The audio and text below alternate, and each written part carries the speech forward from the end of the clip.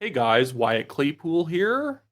One of my favorite things to watch right now in Canadian politics is the utter collapse of the Alberta NDP under the leadership of former Calgary Mayor Naheed Nenshi. It's a fascinating case study, a party that decided that likability does not matter right before making Naheed Nenshi their leader. It feels like every single day, Nenshi's advisors must rush into his office, point at him, and say, "Keep being condescending. Be even more alienating to working class people. Don't message to anyone who isn't already a metropolitan hyper progressive." That stuff may all work when you're just running for the mayor of a large city, but when you actually start to need the votes from people in the suburbs or working class people in small towns in Alberta, you're not going to win. But Nenshi is too arrogant to realize how he's actually alienating Albertans, and he keeps plowing on, running as if he just needs to become the mayor of Calgary again, and he just needs those downtown metropolitan progressives in order to sail into office. It's absolutely hilarious to watch. So, right now, I want to break down for you guys some of the marketing material the Alberta NDP has been putting out, why it's pathetic, and then I want to talk about the by elections happening on June 23rd. There are three going on, and I think the NDP are only going to win one of them, that being Edmonton Strathcona, where Naheed Nenshi himself is running. And it's not difficult to win Edmonton Strathcona. It's the riding that the NDP used to win even back when they only had one seat. It's literally impossible to lose Edmonton Strathcona, but they may lose another Edmonton riding, Edmonton Ellerslie, despite the fact that both in 2023 as well as 2019, the NDP won 100% of ridings in Edmonton. This is even a riding, Edmonton Ellerslie, that the NDP won with 61% of the vote in 2023, and right now it is a very close race. The UCP making the very good decision of putting in the former PCMLA as their candidate in this election. It was the guy who was basically the MLA up until 2015, ended up running again. He didn't even get defeated in 2015. He just didn't end up running again, and now he's coming out of retirement 10 years later to kick around the NDP once again. So I will be cheering him on.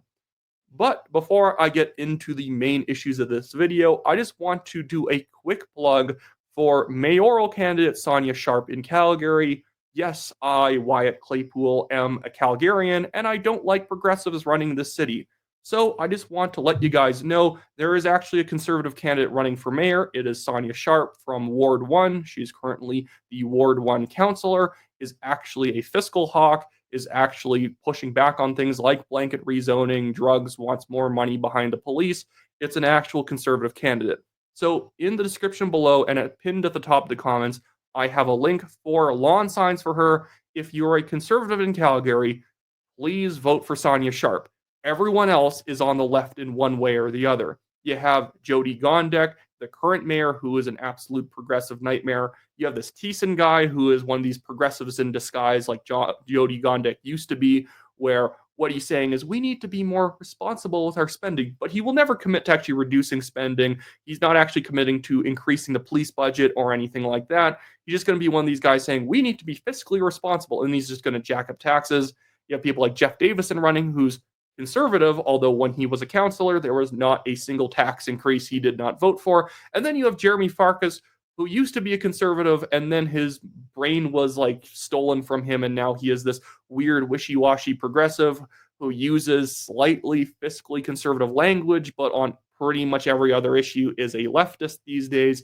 So if you live in Calgary, please, my goodness, vote for Sonia Sharp. Link in the description below. Please sign up for a lawn sign. I want her to have like 15,000 lawn signs to make sure that every conservative in the city knows who to vote for. Because in past municipal elections, like everywhere around Canada, conservatives don't know who to consolidate behind, so they end up getting behind like 5 candidates. Vote for Sonia Sharp. That is it. That is the only conservative option in Calgary. I will give out more recommendations as time goes on in cities like Edmonton or Lethbridge once I can identify an actual conservative person that people should get behind. But that's my pick for Calgary at the moment. That's who I will be voting for. Anyways, so let's get into it. Here is Naheed Nenshi talking about Danielle Smith and her dangerous separatist agenda, which is hilarious because if you watch anything from Danielle Smith these days. She is absolutely anti-separatist, but then she can't run against that. So he's literally just wish casting an enemy for him to run against, and so he's pretending like she's pushing the separatist agenda, because if he doesn't run against this, he's going to have to run against a fiscal record that's far better than what he would be doing in government. So he has to make it about another issue. Check this out. Montreal used to be the financial and business center of this country, and it's not anymore, precisely because we had governments in Quebec who were flirting with separatism.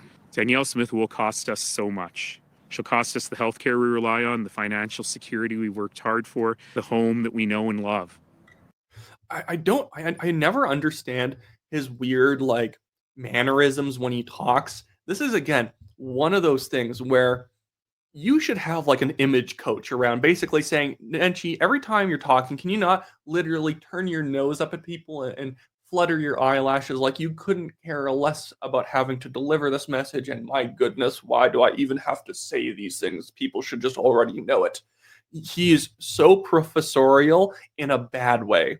And again, what is he even talking about? She's going to be risking our prosperity and our health care by doing what? She is a federalist. She is not in favor of Alberta independence. She's in favor of more sovereignty for Alberta, but that's a totally different thing. In fact, the only thing she's done that people have been trying to say is pro-separatist is reducing the threshold for citizen-led referendum petitions, which is not a bad thing. The threshold before was 600,000 signatures, which in Alberta is getting a quarter of registered voters to sign your petition, which I shouldn't have to tell you is borderline impossible. You have 60 days to get a quarter of people who can vote to sign. Have you ever gone door knocking? It's hard sometimes to even get 1 in 4 people to open the door, and you're thinking that you're going to get 25% of registered voters to sign something to get a petition going. So she lowered it to 177,000, which is still difficult, but it's realistic. And this is what he's going to consider to be a big separatist move. She'll cost us our economy, because she's not just picking fights with Ottawa anymore. She's picking apart our country. And I will say this today to Danielle Smith: if you want to flirt with separatism, put your money where your mouth is. She's not. Call the referendum yourself. She doesn't want to. Do it now. Let Albertans resoundingly defeat your vision. It's not her vision. And then leave public life. Why don't you? My goodness. Bring it on. And so today, I have a call to action to our fellow Albertans. It's time for all of us to draw the line and tell Danielle Smith she has gone too far, to say loud and clear, we will not stand for Danielle Smith's separatist agenda. It's just so sanctimonious. And they realize they wonder why they're so far down the polls. I need to show you the polls, which I showed a few days ago, but I then want to show you the reaction from leftists themselves who think he's an idiot. So here is Evan Scrimshaw, who is a liberal consultant and organizer going after Nenshi for being an awful leader. He's reacting to the Abacus data poll, which shows the UCP is leading by 25 to 26%, depending on if you round up or down. And that's even with 10% of people picking other, which is mostly going to be pro-separatist people in that category. I know people sometimes don't like when I say pro-separatist, pro-independence, whatever flavor of the word that you like. That's what that 10% is mostly representing. Maybe a point for the Alberta Party, 1 point or 2 points for the Alberta Liberals, which basically don't exist. This is bad. Maybe Abacus data is totally off. Yeah, Janet Brown also did a poll. She's one of the most accurate pollsters in the country, and she even had the UCP up by 14 points. So if it's somewhere in the middle, the NDP is still dead in the water, because remember, the UCP won the last election in 2023, the popular vote, by 8%. It was close because Calgary was very close, and the NDP ended up winning where they needed to, so they swept Edmonton. They won one of the Lethbridge ridings, and then they needed the majority or 2/3 of the Calgary ridings, and they fell short by a couple or a few. But those ridings were still close. But if it was close in Calgary with the UCP having an 8% popular vote win, if it goes up to 14%, that means the NDP are probably only winning 3 ridings in Calgary at most. They would be way, way back, and now they may even start losing Edmonton ridings. But let's jump up to what Evan Scrimshaw says, because I do believe I do think that this is actually quite interesting, and I want to jump over to someone who agrees with him, who again is not conservative by any means. Evan Scrimshaw says, with these new abacus numbers, time for me to re-up my column last week. Naheed Nenshi, leadership of the NDP has been an effing disaster, and it's time we say so in public as opposed to tap dancing around it. And then this is agreed with by a guy named Chris Berthelot. Yeah, I think that's how you say that. I'm so sorry if I ever mispronounce people's names. This man is absolutely progressive. Even just look at his bio here. Raised in Alberta, on Canadian flag, Ukraine flag, trans flag, LGBT flag. The man's a progressive. And this guy in Alberta, as a progressive, with the NDP being the main political vehicle for him, says, Evan's pretty on point with his column, but I'd like to add a few thoughts. First, the NDP are invisible. You barely see any messaging, and most of the messaging you do is Nenshi-centric. In 2023, the NDP were doing pension town halls. Now, nothing. And then he goes on to describe the fact the NDP has basically just been talking about a few niche issues that Nenshi cares about, and that they're not running any ads. They're not doing anything public. I don't even think that's exactly accurate. I think what Chris is describing is something that he's noticing something that he can't quite put his finger on because he's a progressive and doesn't realize that this is actually, the thing that's happening. Socially left-wing issues do not win. So when he thinks the NDP are nowhere, it's because they don't really get a lot of media coverage. There's no hype around what the NDP is saying because everything the NDP is saying is not popular. You don't need to run ads to get attention. Parties do it all the time. By just messaging to the public, they can get a big groundswell of support both in real life and on social media by taking on the right issues. Do you know what's an issue that left-wing progressives in Alberta have been taking on? Well, talking about how the UCP is supposedly banning books. It's censorship because they are taking basically pornography off bookshelves. So this guy, The Breakdown, who is a big favorite of the NDP, says, while the UCP is banning books, on Sunday we took a look at some facts that make it painfully clear why having age-appropriate materials for youth that deal with the subjects of bullying, sexual abuse, sexual assault, self-harm, and suicide is so important. Well, what are these books? Well, they're things like, if I can find this right here, you just scroll up a bit. It's stuff like genderqueer. This book is pretty notorious at this point for basically being pornography delivered to children under the guise of being informative, educational. I want to show him trying to defend this stuff because it's patently absurd. Here is Nate Pike from The Breakdown. Instead of acknowledging that there is a staggering number of kids who deal with the issues that these books try to talk about, instead of dealing with that, we have these press secretaries and these UCP candidates and these pick-me's running forward with bad representations and emotional but profoundly misleading arguments to try to get people fired up and afraid. Misleading. Do you know what you have to do to get people against these books? Just show them the books. Parents are only okay with this stuff when they don't know what's happening. As soon as any parent is notified about this stuff, you get 90% of parents against you. This is why the parental rights issue was so bad for the left over the last couple of years.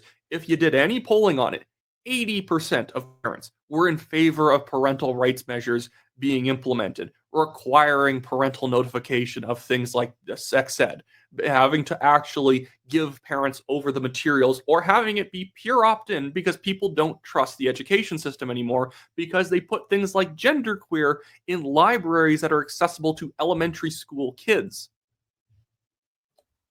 So let's talk about some actual facts. According to the Children's Health Policy from the Simon Fraser University in 2024, suicide is the second leading cause of death in this country, behind only unintentional injuries for 15 to 19-year-olds, and it's the third leading cause for 10 to 14-year-olds.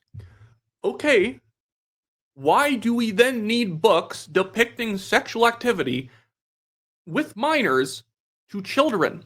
Is this going? Maybe it's because this stuff has been on the rise in schools that you're starting to have more mental health issues, that we are teaching kids things that they shouldn't know, that we're forcing uncomfortable subjects and things that nobody should be looking at on the eyes of people under the age of 18. I'm just going to put it out there that that may be a contributing factor to all this. That when you have more of it and things get worse, more of what we were already doing may not be the way. But this is what this guy does. It's emotional manipulation. You need the book Genderqueer in Schools because kids are getting hurt. Kids are getting hurt is not an argument for having pornography in schools. I'm sorry, you're an idiot if you think that. That's ridiculous. But anyways, I digress and I need to move on to something else. This is just a minor thing, but goodness, I don't know what the NDP is thinking by putting out videos like this.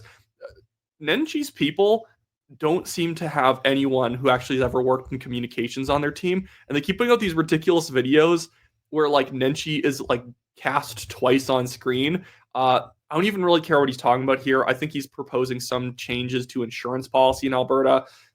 It's not even really worth listening to because I actually don't like the UCP flirting with no-fault insurance in Alberta. The NDP are also in favor of no-fault insurance, and basically he's just arguing against the fact that the UCP hasn't fully nationalized the insurance system, which is no-fault insurance times 10 in terms of how bad it would be. It would be like British Columbia. Under Danielle Smith, life is getting more and more. But why is there a vertical shot on top of a horizontal shot to make one vertical video? It's the same thing. It's not even like a different angle to give some sort of like theatricality to it. Expensive in Alberta. Auto insurance is a prime example. We pay the highest premiums in the country. And after a year studying it, Danielle Smith's solution was increase auto insurance by 15%. So we'll go from the highest rates in the country to even higher rates. You'll lose the ability to sue if you're injured in an accident. Danielle Smith doesn't listen to Albertans, she listens to lobbyists. On June 23rd, send Danielle Smith a message, and in the by-elections, vote Alberta New Democrat. People aren't going to. This is where that one Chris Berthelot guy may be right. I have not really seen many ads from the NDP leading up to these by-elections. It's like they're already resigned to the fact that they're going to lose. And in Edmonton Ellerslie, I was looking at who the NDP's candidate was. And if you look at his social media, it very much feels like the kind of the problem with Canadian politics is that you have people who don't really seem to have any interest in being Canadian now running for election to represent Canadians in provincial or federal office. Their candidate here is Gurtej Singh Brar, who, as I was going through his Facebook, everything's just in Punjabi. Can you post in Punjabi if you're Punjabi? Fair enough. Everything's in Punjabi. I noticed that a lot of the ads that involved Gurtej didn't actually have him speaking, and I'm wondering if it's because his English isn't good enough to speak. And in this one, he was promoting the teachings of Osho. You know, the guy who ran the Rajneeshpuram cult in Oregon. I was assured that people in India have a different perspective on what that guy was like. I also had him promoting other kind of stuff around Khalistan and whatnot. These aren't Canadian sorts of perspectives on things, and I think that is bad in general in politics in the long run, that you have people with very wildly different perspectives on different figures and world events because of just where they're from, the culture that they grow up in. I heard he's actually from New Zealand and he moved to Alberta. But the thing that struck me was there wasn't really anything like typically Canadian about anything that he was posting. Nothing really about Canadian politics. Most of it was Punjabi politics, which it appears like he may have never even grown up there, maybe, but he then moved to New Zealand and then moved to Alberta. So I don't know why this guy is running for the NDP. If you're trying to get, Albertans to vote for you, run a guy from Alberta who, has engaged in Alberta politics, not a guy who used to work for Omni News, a very pro-Khalistani news outlet who spends most of its time just ragging on Narendra Modi in India. But anyways, what do I know? Maybe I just don't understand politics like these guys do. I just want to jump over to even their promotion of this guy, and I found it very funny, just this one line. This isn't actually that important. But you just see right here, Alberta New Democrats nominate Gurtej Singh Brar for Edmonton Ellerslie by-election. And they couldn't actually, I liked how they just told you how many members there were here. It says, after an intense nomination race with over 3,800 local members engaged, Gurtej Singh Brar has been nominated by members of Alberta's New Democrats in Edmonton Ellerslie after a successful vote on Wednesday, May 14th. There is no chance 3,800 people voted in that nomination. You don't have federal conservative nominations with that many votes in them. At very least, not usually. It's pretty rare to have that many. Do you know what this probably is? There was just a lot of memberships for Nenshi sold last year that haven't quite expired yet. So it makes it look like there's a lot of engagement in Edmonton Ellerslie when I guarantee you there's pretty much none. I guarantee nobody really knows this guy who isn't from the community and watches him and his YouTube channel. Also, I went to what was it? Social Blade, if you know about that. It's a website where you can go look up YouTube channels and their viewership stats. And as I predicted to myself, you notice a bunch of videos get deleted in the middle of April. And when I was going through it, it looked like it was not going to be super kosher opinions about Indian politics and other things. So yeah, they may have been running somebody who's, not exactly, like very, marketable if you actually knew everything about him and all of his views on different things. But I guess they can run who they want to run. But yeah, everything about the NDP is just bad these days. Everything is so Nenshi-centric. At the same time, he is one of their worst assets. I want to jump over to the Abacus polling information here, because I want to show you that this was not like a pro-separatist poll. Look at this. Likelihood that Alberta would leave Canada. Only 14% of people think it's unlikely. 63% of people say it's unlikely. This is not a poll that was conducted to try and pump up the separatist movement. And even then, Danielle Smith and the UCP are doing quite well. Can I find the recent one when it comes to Alberta on the provincial stuff? I don't think I can find that right now. I'll get to you guys a little bit later. But again, it demonstrates why likability does matter in politics. Nenshi could win in Calgary when there isn't really an easy way of getting enough people behind a conservative to beat the progressive, because the progressives usually have a lot of union front groups behind them, unions not even using front groups behind them, whereas conservatives, because they're independent and grassroots, they end up having 6 or 7 people run for mayor who are conservatives because it's a conservative city, and people kind of evenly spread out among all of them, and then a progressive with 32%, 36% of the vote ends up sneaking through and becoming the mayor. But yeah, this is why people need to organize better. Ellerslie is going to be a big litmus test.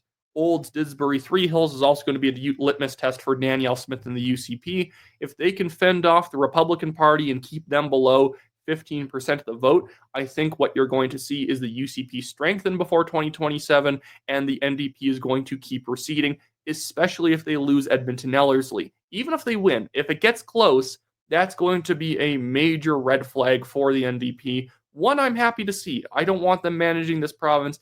This is not a current state. Like the current state of affairs in Alberta are perfectly fine in my mind. And I'm somebody who is not like a Danielle Smith fanboy. I voted against her in the leadership review last year. It's not because I hate her guts or anything like that. It's because I didn't think that they were moving fast enough on certain priorities. I knew she was going to pass the leadership review vote. So I was saying no because I wanted to make it clear there is a certain portion of people who want them to cut taxes, regulations, and start moving forward on things like the Alberta Provincial Police and other promises that they had made previously. They had been kind of being wishy-washy and sluggish on them. So I said no on her leadership review vote because I wanted there to be that, room for improvement. And they actually have improved. They are cutting taxes. They are doing some stuff like that.